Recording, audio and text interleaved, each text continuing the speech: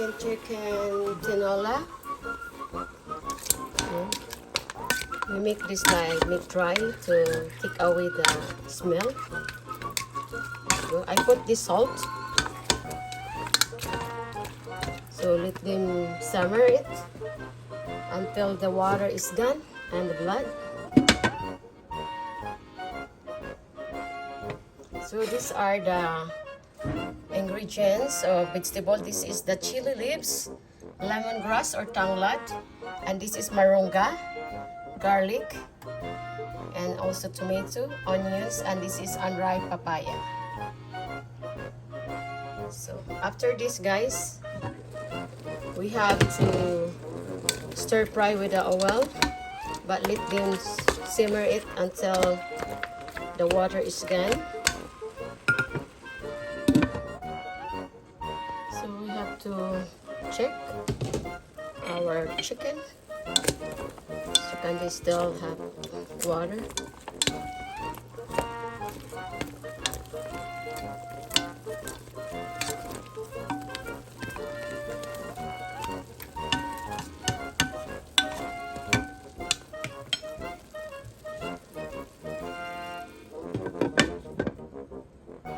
Ay, ari, di.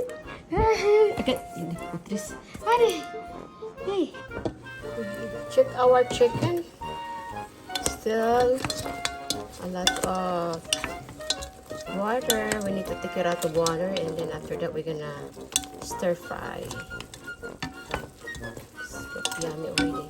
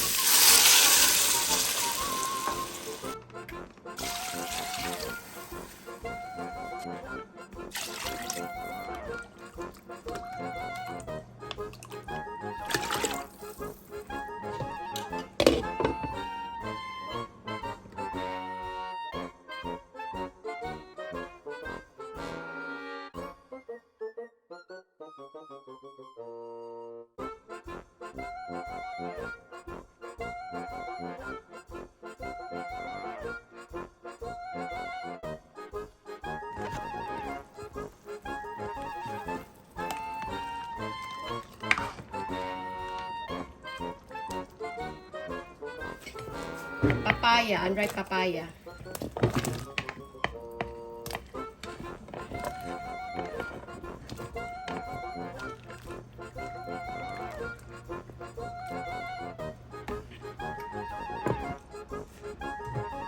We have to add salt.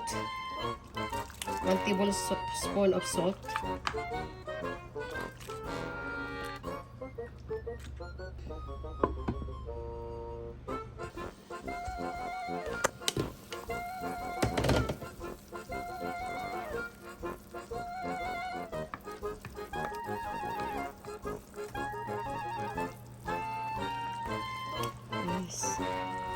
Have to try the papaya, making sure the chili leaves.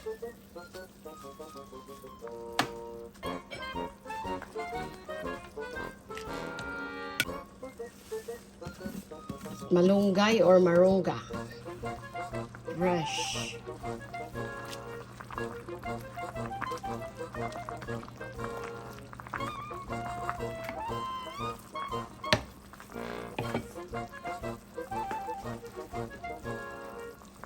The beef stock.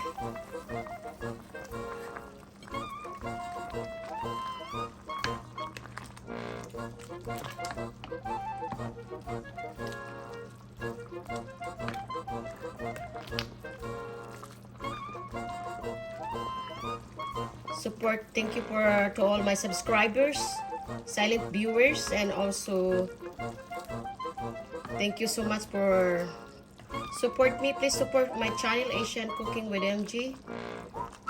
Thank you so much. Thank and God bless to all, and don't forget to post the notification bell. Every time I upload, you always updated. Thank you so much.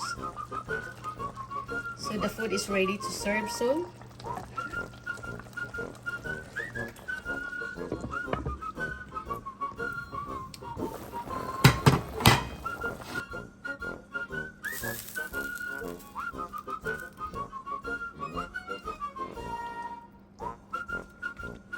So yummy.